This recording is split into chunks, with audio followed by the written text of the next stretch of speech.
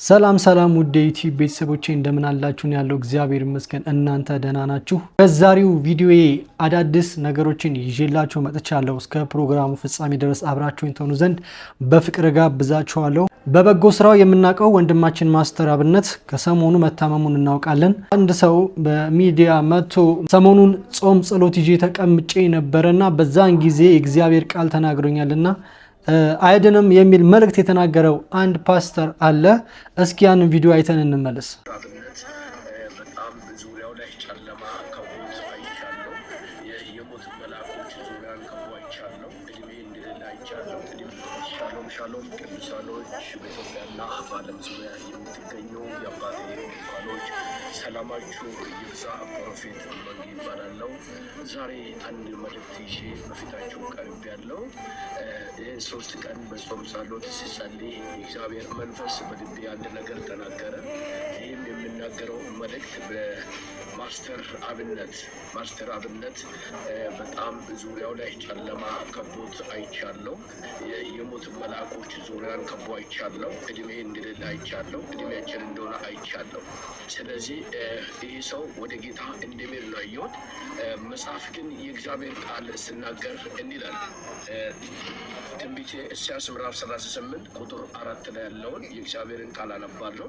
የእግዚአብሔርን ቃል ወደ ኢሳይያስ እንዲህ ሲል መጣ። ሕዝቅያስ እንዲህ በለው፣ የአባቴ የዳዊት አምላክ እግዚአብሔር እንዲህ ይላል፣ ጸሎትን ሰምቻለሁ፣ እንባዬን አይቻለሁ። እነሆ በዕድሜ ላይ 15 ዓመት ጨምሬአለሁ ይላል። ቅዱሳኖች በዓለም ዙሪያ የምትገኙ የአባቴ ብሩካኖች፣ ለዚህ ሰው አጥብቃችሁ የምትጸልይ ከሆነ ዕድሜ እንደሚጨምርለት እግዚአብሔር ተናግሮኛል። ቅዱሳኖች ባያችሁበት ስፍራ ሁሉ በእንባና በጾም ጸሎት ከጸለያችሁለት የዚህ ሰውዬ ዕድሜ መቀጠል ይችላል። መጽሐፍ ቅዱስ ላይ ይህ ሰው ይሞታል የተባለ ሰው በጸሎት ኃይል እግዚአብሔር ዕድሜ እንደጨመረ ለዚህ ሰው ዕድሜ ይጨመራል። በፈጣኝ ይህንን ሁላችሁም ሼር እያደረጋችሁ ለብዙዎች አድርሱ። ለምን ብትሉ ይህ ሰው መልካም ሰው ነው። ይህ ሰው ቅን ሰው ነው እና በቃ ሊሞት ሁሉ ነገሩ ያለቀበት ጉዳይ ነው። እግዚአብሔር ግን እንዲህ ብሎኛል፣ አጥብቃችሁ የምትጸልዩ ከሆነ ዕድሜ ላይ ዕድሜ ይጨምራለሁ ብሏል። ሻሎም። እግዚአብሔር ሁሉን ነገር ያውቃል። ይህ ሰው ፕሮፌት መንግስቱ ይባላል። እግዚአብሔር ቃል ተናግሮኛል። ፓስተር አብነት በሞት ጥላ ስር ትገኛለህ፣ የሞት መልአኮች ከበውሃልና ትሞታለህ፣ አትድንም፣ ህይወት የለም፣ አይቀጥልም ብሎ ነው ፕሮፌት ያደረገው። ላይክ በእግዚአብሔር ተናገረኝ ነው ያለው።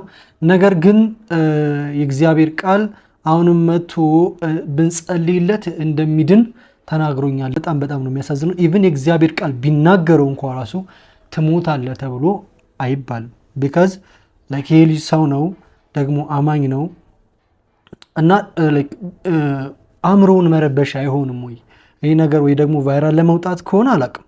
መጸለይ ከሆነ ጸልዩለት ብሎ መጨረስ ይችላል። ዳስ ፔሪድ ጋይስ፣ በቃ ጸልዩለት። እግዚአብሔር ቃል እንድንጸልይ እግዚአብሔር ተናግሮኛል እንድንጸልይለት፣ በቃ ጸልዩ፣ ጾም ጸሎት ያዙለት ብሎ መናገር ይችላል። እግዚአብሔር ቃል ሊናገረው ይችላል። ያው እንግዲህ ነቢያት ሁሉ ከእግዚአብሔር እንዳልሆኑ በመጽሐፍ ቅዱስም ይነገራል አይደለም?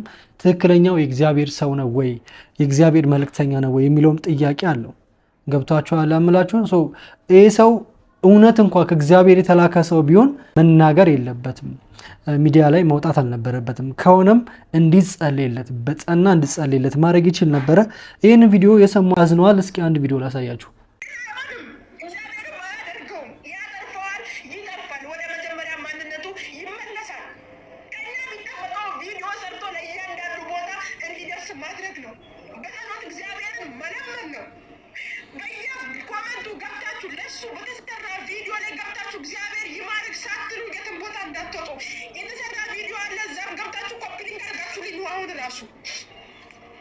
በጣም ብዙ ሰዎች ናቸው በዚህ ንግግር ያዘኑት። እንግዲህ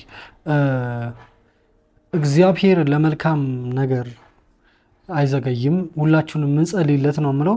ነገር ግን ፕሊስ ጋይስ ሚዲያ ላይ ከበድ ያሉ ነገሮች አሁን ስፔሻሊ ልጁ ደግሞ በጭንቀት ውስጥ ነው ያለው፣ ውስጡም እየፈራ ያለ ሰው ነውና በእንደዚህ አይነት ሁኔታ ባይነገር ጥሩ ነበር ብዬ አስባለሁ። እግዚአብሔር ይጠብቀው። ለብዙዎች ምሳሌ ለብዙዎች መነሳሳት የሆነ ልጅ ነው።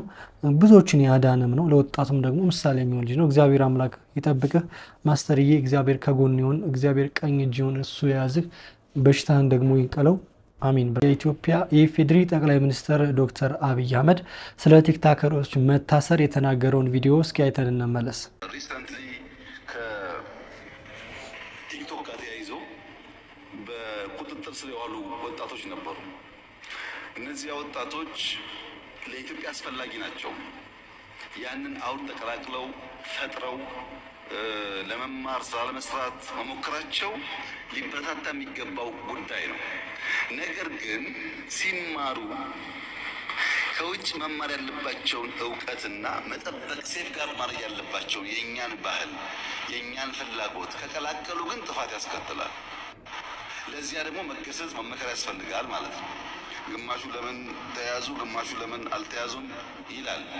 እኛ ልጆቹን ኢንከሬጅ ማድረግ ነው የምንፈልገው፣ ግን እየገሰጽን እያስተማርን። ለምሳሌ አንድ ሀገር ብንወስድ ስም መጥቀስ ባያስፈልግም ከ16 ዓመት በታች ያሉ ልጆች ሞባይል እንዳይዙ ሕግ ያወጣ ሀገር አለ። ለምን? እነዚያ ልጆች ሞባይል ይዘው ከሚያገኙት እውቀት በላይ ጥፋት ነው ብሎ አስቧል።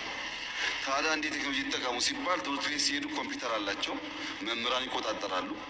ቤት ሲገቡ ኮምፒውተር አላቸው፣ ወላጅ ይቆጣጠራል። እዚህ መሀል ግን ስልክ መያዛቸው ጉዳት እንጂ ጥቅም የለውም ብሎ ከልክሏል። ሌላ ሀገር ደግሞ የወሰን እንደሆነ በሳይበር ሴኩሪቲ ተቋም በመገልገል ቲክቶክ በአንድ ሀገር ውስጥ 100% በሚባል ደረጃ ህፃናት ከ16 ዓመት በታች ከሆኑ ከስቲም ውጪ ቲክቶክ ማየት አይችሉም። ቲክቶክ አለ ሳይንስ፣ ማቴማቲክስ፣ ቴክኖሎጂ ነክ ጉዳይ እንጂ ያለባበስ ያዘፋፈን ምናምን ነገር ማየት አይችሉም። ዘግቷል። ያ ሀገር ያ ብቃት አለው። ልጆቼ በቲክቶክ በቴክኖሎጂ ስለ ሳይንስ ሲወቁ፣ ስለ ማቴማቲክስ ሲወቁ፣ ስለ ፊዚክስ ሲወቁ ከዛ ያለፈው እውቀት ግን አያስፈልጋቸውም ብሎ ዘግቷል። ኢትዮጵያ ከዚህ ዓመት በታች ያለው ወጣት ስልክ አያዝ ብላ ህግ ካላወጣች፣ ቲክቶክ ደግሞ ፊልተር ማድረግ ካልቻለች፣ መጠንቀቅ ያለብን ነገር በተለይ ኢንፍሉዌንሻል የምንባል በዛ ሰፈር የምንሰራ ሰዎች በእኛ ምክንያት ብዙ ሰው ሊመረዝ ይችላል። ቢኮዝ ህፃናት አንድ የሚወዱት ሰው አለባበሱ፣ አነጋገሩ፣ ቆመናው ሁሉ ኢንፍሉዌንስ ያደርጋቸዋል። እኛ የሚከተለን ሰው እንዳለ አስበን ጥንቃቄ ካላደረግን የኢትዮጵያን ባህል፣ የኢትዮጵያን እምነት፣ የኢትዮጵያን ፍላጎት የሚቃረን ከሆነ ቴክኖሎጂው አጋዥ ሳይሆን ጥፋት ይሆናል ማለት ነው። ቴክኖሎጂ የምንማርበት፣ የምንጠቀምበት፣ የምናድግበት እንዲሆን በእኛ ውስጣዊ ሁኔታ የተገራ መሆን አለበት። ከዚህ አንጻር ሳይበር ሴኩሪቲ በጣም ከፍተኛ ኃላፊነት ያለበት ተቋም ነው። ይህን እንደሚያሳካ ተስፋ ይደረጋል። ቅድም እንዳየኸው የተለያዩ ሴክተር እየመሩ ያሉ ወጣቶች ኢትዮጵያ ስትራቴጂ በመንደፍ ብቻ ሳይሆን በዚያ ዘርፍ ሊመሩ የሚችሉ አማራጭ በመፍጠርም ከፍተኛ ተስፋ እንዳለ የሚያመላክት ነው። እኔ እንደዛ የተሰማኝ ያንተ ስሜት ባላቅም በጣም ደስ የሚል ቀን የነበረን። እነዚህ ልጆች ያን ያሳካሉ የሚል ተስፋ አለኝ። ቲክቶክ ጋር ተያይዞ በቁጥጥር ስር የዋሉ ወጣቶች ነበሩ። እነዚያ ወጣቶች ለኢትዮጵያ አስፈላጊ ናቸው። ያንን አውድ ተቀላቅለው ፈጥረው ለመማር ስራ ለመስራት መሞከራቸው ሊበረታታ የሚገባው ጉዳይ ነው። ነገር ግን ሲማሩ ከውጭ መማር ያለባቸውን እውቀትና መጠበቅ ሴፍጋርድ ማድረግ ያለባቸው የእኛን ባህል የእኛን ፍላጎት ከቀላቀሉ ግን ጥፋት ያስከትላል። ለዚያ ደግሞ መገሰጽ መመከር ያስፈልጋል ማለት ነው። ግማሹ ለምን ተያዙ፣ ግማሹ ለምን አልተያዙም ይላል። እኛ ልጆቹን ኢንከሬጅ ማድረግ ነው የምንፈልገው፣ ግን እየገሰጽን ትክክለኛ የሆነ ሀሳብ ነው የተሰነዘረው። እንግዲህ ጠቅላይ ሚኒስትራችን በታሰሩት ወጣቶች ዙሪያ ሰጡት አስተያየት ይህንን ይመስል ነበር። ደግሞም በጣም ትክክል ነው። በዛ ሰዓት የተደረገው ነገር ከኢትዮጵያችን ባህል ወግና ልማድ የወጣ ነው። እኔም በጣም ደስ ብሎኛል። ነገሮቹ እንደዛ ስለነበሩ ልጆቹ ስለተቀጡ በጣም ደስተኛ ነበርኩ። ቢካዝ ትውልድ መመረዝ ነው ሊትራሊ በቃ ኤግዛክትሊ የውጭ ዓለም ሴሌብሪቲዎች የሚለብሱትን ልብስን የለበሱት፣ ግን ትርጓሜውን ደግሞ they know for real ማለት ነው። እንኳን እነሱ ማንም ሰው ያውቀዋል። ዌስተርን ላይ ያለውን ዊርደስት ፓርቱን ትርጓሜውን እያወቁት ነው ለብሰውት የመጡት for real። ለዛ ደግሞ መቀጣታቸው ልክ ነው። ሳያውቁት ነው አንልም። እንኳን እነሱ እኛው ቀነዋል። እንኳን እነሱ መንገድ ላይ ያለ ሰው ያውቀዋልና በጣም ትክክለኛ የሆነ ነገር ነው። መቀጣት አለባቸው። ባህላችንን ያፈነገጠ ነገር ካመጡብን ይቀጣሉ። ትክክለኛ መንገድ ነበር። ቲክቶክ ላይ ስቲም የሚባል ነገር አለ። ስቲም ማለት በቃ ትምህርታዊ ነክ ነገሮችን የሚያስተላልፍበት ልክ እንደ ቲክታክ እኛ ወጣቶች እንደምናየው ስክሮል እያደረጉ በቃ ላይክ ስለ ሳይንስ ስለ ባዮሎጂ ኤቭሪቲንግ ነው የሚያዩት። እዛ ጋር አንድ ሀገር ይህንን ቴክኖሎጂ እንደምትጠቀም እያወራ ነበረ። እሱ ደግሞ ለልጆች በጣም አስፈላጊ ነው ይሁን ይበል የሚያስብል ነገር የማንላቸው መቼ በቅለው መቼ አደባባይ እንደወጡ ለማሰብ እንኳን ጊዜ ሳይኖረን ዘግጠ ደግመ ታሪክ ስራ ብለው መኪና የሚሸለሙበት ዘመን ላይ ደረሰ። An empty mind speaks. An empty mind makes the worst noise የሚል አባባል አለ። ባዶ አእምሮ ምን ያህል ጫጫታ እንደሚፈጥር እኛ ሀገር አየን። አቶ ሳምሶን ማሞ እንግዲህ ከተደበቀበት እንደ እንሽላሊት ብቅ ብሏል። በነገራችን ላይ ኃጢአት እዚች ምድር ላይ የተሰራች ኃጢአት እዚቹ ምድር ላይ ከፍለን ነው የምንሄደው። አንተ ስለዚህ ልጅ ስታወራ ራስህን ንጹሕ አድርገህ እዚች ሀገር ላይ ምንም በደል እንዳልፈጸምክ አድርገህ ለሀገር ተቆርቋሪ የሀገር ዜጋ ሆነ ስታወራ በጣም በሰጨኝ። በእውነት ነው የምልህ። ፐርሰናሊ እኔ ስለ ራሴ ነው የምናገረው። ሮያል ክራውን ትዝ ይልሃል? ሮያል ክራውን ማለት የአቶ ኤርሚያስ አመልጋ ካምፓኒ ነበር። ከ1000 በላይ ሰራተኞች ነበሩት። ከነዛ ውስጥ አንዱ እኔ ነኝ። አንተ ከሆነ ከሚኔራል ውሃ ካምፓኒ ኢትዮጵያ ውስጥ ያለ ከእሱ ጋር ጉቦ ተቀበልክ፣ ይህን ካምፓኒ እንደምንም ብለህ አዘጋው ተብለህ አቶ ኤርሚያስ ጋር መጥተህ ይህ ካምፓኒ ይህን ያህል ኦፈር አድርጎኛል፣ አንተ ደግሞ ይህን ያህል ስጠኝ፣ አለበለዚያ ካምፓኒን አዘጋዋለሁ አልከው። ኤርሚያስ ጉቦ መስጠት አይወድም፣ እምቢ አለ። የሽንት ቤት ውሃ ብለህ ጋዜጣ ላይ አሳትመህ ከ1000 በላይ ሰራተኛ በተንክ። የመጀመሪያ ስራዬ ነበር። እኔ ተቀጥሬ እናቴን ልረዳ ደስ ብሎኝ ህልሜን ገና በ4 ወር ነው የቀጨኸው። እኔ ፐርሰናሊ በራሴ ላይ የደረሰውን ነው የምነግርህ። ካላመናችሁኝ የማይሰበረው የአቶ ኤርሚያስ አመልጋ መጽሐፍ ላይ በስም ተጠቅሶ ተጽፏል። ሂዱና ይሁት። ኤርሚያስም ብዙ ጊዜ ኢንተርቪው ሰጥቶበታል። አንተ ዜጋ ሆነ አንተ ኃላፊነት የሚሰማው ሰው ሆነ ገና በ2 ወር ውስጥ የስንቱን የድሃ እንባ ያበሰን አንድ ፍሬ ልጅ ከየት እንደተዘራ ከየት እንደበቀለ ትላለህ። ሰው ነዋ እግዚአብሔር የፈጠረው ሰው፣ ለዛውም ቅን ልብ ያለው ሰው ልጅ ገና የ25 የ26 ዓመት ልጅ የስንቱን ድሃ እንባ ያፈሰሳችሁ፣ ስንቱን ሴት ያስለቀሳችሁ ግፈኞች፣ እናንተም ከእንደገና ሰው ሆናችሁ እየተደበቃችሁበት ብቅ ትላላችሁ። የወጋ ቢረሳ የተወጋ ረሳ ነው። አንድ ሮያል ክራውን የማዕድን ውሃ ነው፣ ጋዝ ያለው አንደኛ አዲስ አበባ ውስጥ ኮምፒት የሚያደርገው ጠፍቶ ያዘጋው አቶ ሳምሶን ነው። ከ1000 በላይ ሰራተኛ ሜዳ የበተነ አፋሌን ብለህ ታወራለህ። የሚከሳችሁ እኮ አታችሁ ነው እንጂ እናንተ እኮ ወህኒ ቤት መቀመጥ የነበረባችሁ ሰዎች ናችሁ። የተረሳ እየመሰላችሁ ብቅ ትላላችሁ አይደል? ከየስርቻው እናቴን ለመጦር የጓጓሁትን የልጅነት ህልሜን በ4 ወር ቅጭት ያደረከው ክፉ ሰው ነህ አንተ። ተደበቅ። በጣም የብዙ ሰዎችን ህይወት ወደኋላ የሰበሩ የብዙ ሰዎች እንባ ያለባቸው፣ የሴቶች እንባ ያለባቸው፣ የወጣት እንባ ያለባቸው ሰዎች ናቸው። አብዛኛው ባለጸጋ ወቃላችሁ ብዙ ነገር እንደሚሰራ ብዙ ነገር እንደሚሰራ ዳስ ኦብቪየስ ነው። ኤርሚያስ አመልጋ ጋር የሚሰራ ሰው ነበረ።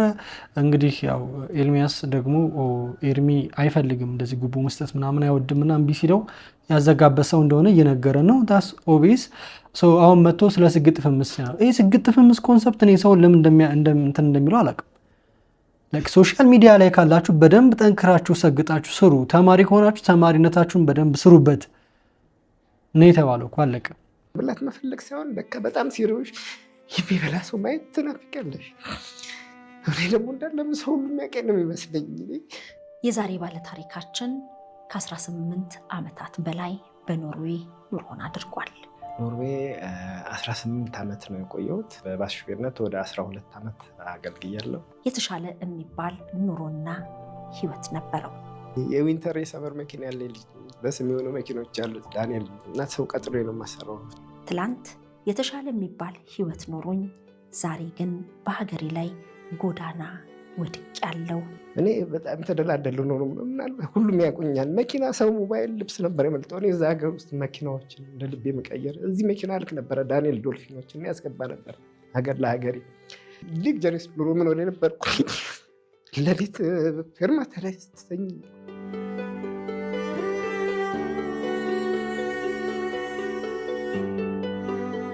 ምንም አይነት ቅድመ ዝግጅት ሳላደርግ ነው ወደ ኢትዮጵያ ዲፖርት የተደረግኩት ይላል። ኢቨን መኪና ቆሜ ነው ካፌ ስገባ ነው የሲቪል ፖሊሶች ይዘው ፖለስ ቀን ውስጥ በቃ የተሳሳተ ይሄኛውን ሊሴ ፓሴ ሰጥቶ ላከኝ። የተሳሳተ ማንነት ለኖርዌይ ዜግነት መምሪያ ሰጥተሃል በሚል ነው በቁጥጥር ስር ያዋሉኝ። ወንጀል የሰራው ቢሆን መፈለግ ቢሆን ኖርዌጂያን መንግስቶች እኔን ለማስወጣት በቃ ክራይም ነገር ቢሆን አገሬ ላይ መጥቼ እንደልብ ይሆናል። ግን በስህተት ሲሆን ደግሞ ይከብዳል። አረቄ ገዝቼ ትንሽ የሳንቲም ባገኝ ወጣ ያለ ክፍለ ሀገር ሄጄ ጠጥቼ ራሴን አጠፋለሁ። ለምን ስሞት እንኳን ራሴ እንዳላቀው ነው። ገብቶሻል? አንዳንድ ህይወትን ማመን ከባድ ነው። በቃ በጣም ከባዱ ህይወት ፈተና ደግሞ የሆነ ከትልቅ ከፍታ ላይ ድንገት መውረድ። አስባችሁታል? በኖርዌይ ሀገር ለ18 ዓመት እየሰራ የነበረ ሰው ሰራተኞችን የሚያስቀጥር ቀጥሮ የሚኖር ሰው ለዊንተር እና ለሰመር የተለያዩ መኪናዎች የሚጠቀም ሰው ለሀገሩ ደግሞ የሚያስልክ ሰው ድንገት ራሱን ጎዳና ላይ ማድረስ። በነገራችን ላይ ታሪኩን ከሰማችሁት ለዚህ ያደረሱት በዛው በኖርዌይ ሀገር የሚኖሩ ሀበሾች ናቸው። ለምንድን ነው ግን ሀበሻ በሰው ሀገር ስትሆኑ የምትጨካከኑት? በእውነት ለምንድን ነው ይህን ያህል ጭካኔ ያመጣችሁት? የማይሆን ኢንፎርሜሽን ተሰጣችሁ ደግሞ ማለት ይሄ ነገር በእናንተ ቢሆን ብላችሁ አታስቡ? እኔ ስለዚህ ልጅ ብቻ ሳይሆን በጣም ብዙ ሀበሾች በጣም ብዙ ስቶሪ ያለ በጣም ክፉዎች ናቸው። ሀበሾች ክፉዎች ናቸው። እግዚአብሔር ኖርዌይ ብቻ አይደለም በተለያዩ የዓለም ክፍል የሚኖሩ ሀበሾች ለሀበሻ ክፋት ነው የሚያስቡት። ተንኮል፣ ሴራ። ምን ናችሁ ነው ወገን? አንጨካከን እንጂ ምንም እኮ የቱንም ያህል እኮ አንኖርም እኮ የቱን ያህል እድሜ ልንኖር ነው እንደዚህ የምንደራረገው? ተከፋፋን፣ በጣም ተጨካከንን። እግዚአብሔርን አሜሪካን ሀገር ሳይሆን ሌላው ዓለም ላይ ያላችሁ ሀበሾች ስሙ ይሄንን። እዚህ አሜሪካን ሀገር ቀድሞ የመጡ ሀበሾች አዳዲስ የመጡ ሀበሾችን ቁም ስቅላቸውን የሚያበሉ ሀበሾች እጅግ በጣም እየበዙ እየተበራከቱ እንዳለ ወቁ። ጠበቆች፣ በተለይ ወረቀት የሌላቸውን ሀበሾች፣ የሬስቶራንት ባለቤቶች፣ አንዳንድ ሰዎች ቤቢሲት እያላችሁ እያስገባችሁ እንጀራ እያስጋገራችሁ ሀበሾችን ጉልበታቸውን የምበዘብዙ ያለምንም ደሞዝ የምታሰሩ ወረቀት ስለሌላቸው ብቻ በጣም ብዙ ሀበሾች አላችሁ። እኔ በጣም ብዙ የምሰማው በተለይ በዚህ በዲኤምቪ አካባቢ በጣም ብዙ እንዳላችሁ መረጃው አለ። እነዚህን ሰዎች እንዴት አድርገን ነው የምናጋልጠው? በጣም በሚገርም ሁኔታ እናንተ እነዚህ ሰዎች የምበልጧቸው እዚህ ሀገር ድሮ ቀድሞ በመምጣት ብቻ ነው። ግን በሰው ነፍስ የምትጫወቱ እጅግ በጣም ብዙ ሀበሾች አላችሁ፣ እናውቃለን። አንዱ ሀበሻ ልጅ እየጠበቀች ልጅ የሚያስጠብቀው ሰዎች አስበው በኢትዮጵያ 5,000 ብር ነው የሚከፍላት። እዚህ ልጅ እየጠበቀች በወር $50 እንኳን የማይሞላ እንደዚህ አይነት ግፍ የሚሰራ ሀበሻ የተከማቸባት አሜሪካ ነች። እነዚህ ሰዎች እንዴት አድርገን ነው የምናጋልጠው? አይ ዶንት ኖ። እስቲ ሰፖርት አድርጉኝ፣ እስቲ ግፋበት፣ ሂድበት በሉኝና ልሂድበት። ግፈኞች፣ እግዚአብሔርን የማትፈሩ ያጥፋችሁ መድኃኒዓለም። ታላቁ ሀገር አሜሪካን የሚኖሩ ወረቀት የሌላቸው ሰዎች አሉ እና እነሱን ነው እንግዲህ በጣም እንትን የሚሉት። ኢቨን ግሪን ካርድ እያላቸው ላ የሚያስጨንቋቸው የማይሆን ስራ የሚሰሯቸው እነሱን ለመጣል። ሀበሾች ለምንድን ነው የምትቀናኑት? ለምንድን ነው ክፉ የምትሆኑት? እንዴ ከበደ አለፈለት፣ አበባ አለፈለት፣ ኢትዮጵያ አለፈላት። ለምንድን ነው ክፉ የምትሆኑት? ኢማጂን ይህን ሰው ከሀገሩ ከኖርዌይ 18 ዓመት ከኖረበት ሀገር ላይ ዲፖርት እንዲደረግ ያደረገው ሀበሻ በተሳሳተ መንገድ ጠቁሞበት ነው። ለምን የራሳችሁ ኑሮ አትኖሩም? ከቻላችሁ እኮ ተጋግዛችሁ ተባብራችሁ ከፍ ማለት ነው ያለባችሁ። ይሄ ብቻ አይደለም፣ እንደሰማችሁት ነው ብላክማን እንደተናገረ ነው። አሜሪካን ሀገር የሚኖሩ በጣም ብዙ ጨካኝ ህዝቦች አሉ፣ ሀበሻ ሆነው ሀበሻ ላይ የሚጨክኑ ግፍ የሚሰሩ። እባካችሁ ከእንደዚህ አይነት ነገር ተቆጠቡ። ራሳችሁን ከእንደዚህ አይነት ነገር ውስጥ ንቀሉ። ለምንድን ነው እንደዚህ የምትሆኑት? አትሊስት ለሰው መርዳት ካልቻላችሁ ለሰዎች ደግሞ መውደቅ ምክንያት አትሆኑ። ፕሊስ ጋይስ፣ እባካችሁ ሀበሾች። ኧረ እግዚአብሔርን በጣም ነው የሚደብረው። እስኪ አስቡት፣ አሁን የዚህ ሰው ልጆቹ ምን ይሆናሉ? እስኪ አስቡት። ክፉ አትሁኑ፣ መልካም ስሩ። ሀበሾች ፕሊስ ተጋገዙ። ይህን ነው የምላችሁ። እግዚአብሔርን ተጋገዙ። በቃ አትጨካከሙ። My name is Adanej Kumsa. I was a staff member of the Commercial Bank of Ethiopia, Alautu branch. I was a daughter, a woman, a human being. I lived in Sandafa. I had dreams. I had a future. I was killed on December 15, 2025. My only crime was this. I said no.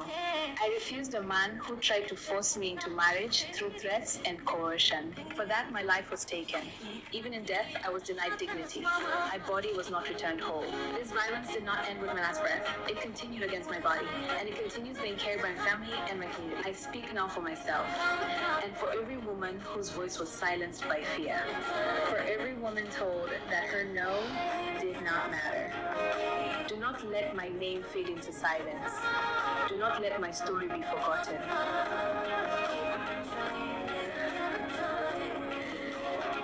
ምን አይነት ደረጃ እንደደረስን እንግዲህ መገመት አያቅታችሁ። አዳነች ኩምሳ ትባላለች። የኢትዮጵያ ንግድ ባንክ ሰራተኛ ነች። ከፍቅረኛዋ ጋር በነበረው አለመግባባት እንደሚናገሩት ለራት ጠርቷት ራት ከበሉ በኋላ ነው እና ያው በዛ ሰዓት በነበረው አለመግባባት ሰውየው ከተለየችው በኋላ ከኋላ በመኪና ተከትሎ በሽጉጥ ከገደላት በኋላ እንደውም ለአራዊት አሳልፎ ለጅቦች አሳልፎ ሰጥቷታል። ይህ በጣም በጣም በጣም ነው የሚያሳዝነው። የግፍ ነው። እንግዲህ ምን ብታደርገው ነው ይህን ያህል ጨከነባት? እንዴት ሰው ፍቅረኛውን የሚወዳትን ደግሞ ልጆች አሏት እንዴት ይገላታል? መጀመሪያ እንዴት ይገላታል? እሺ በገዳይ አትፍረድ ሟች አናዳጅ ነው ይባላል። በእነሱ መካከል ያለውን ነገር አናቅም። መግደል ልክ አይደለም። ምን ተፈጥሮ እንደው አናቅም። ግን አትሊስት ከገደላት እንኳ እንደው ሰብአዊነቷን ሳይጥስ በስነ ስርዓት እንድትቀበር ራሱ ቢያደርግ ምን አለበት? እኔ ስሜ ናትናኤል ዳዊት ይባላል።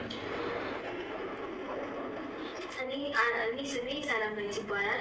እኛ የአዳነች ኩምሳ ልጆች ስንሆን አዳነች ኩምሳ በቀን 6 በ4ኛ ወርና 2018 ከቤት ለስራ እንደወጣች በሰው እጅ ተገድላ እንደሞተች እናውቃለን። እናታችንን ገድሎ የጠፋው ሰው እስከዛ ድረስ በሕግ ቁጥጥር ስር ስለዋለ የኢትዮጵያ ሕዝብና መንግስት በሕግ ቁጥጥር ስር ሰውየው በሕግ ቁጥጥር ስር እንዲውል ድምፅ እንድትሆኑ ልጆቹ ድምፅ እንዲሆኑ የኢትዮጵያ ሕዝብ እየጠሩ ነው። ድምፅ መሆን አለብን። በጣም ያሳዝናል። በጣም ነው የሚከብደው ለልጆቹ። በእውነት ፍትህ ያስፈልጋቸዋል። እግዚአብሔርን በቃ ሁላችሁም ከቻላችሁ ድምፅ ሁኑ። ድምፅ እንሆናቸው። በብዙ ነገር ሼር በማድረግ ሊሆን ይችላል። በብዙ ነገር ድምፅ መሆን ይቻላል። እግዚአብሔር ደግሞ ለፍትህ አይዘገይም። ፍትህን እግዚአብሔር ይስጥ ነው የምለው። የተወደዳችሁ ተመልካቾቼ የዛሬው ዝግጅት ይሄንን ይመስል ነበረ። ቪዲዮ እንደወደዳችሁ ተስፋ አደርጋለሁ። እንግዲህ ላይክ፣ ሼር፣ ሰብስክራይብ ማድረጋችሁን አትርሱ። በሌላ ጊዜ ከሌላ ፕሮግራም ጋር እስከምንገናኝ ሰላም ሁኑልኝ። ቸርን ሰንብት ባይ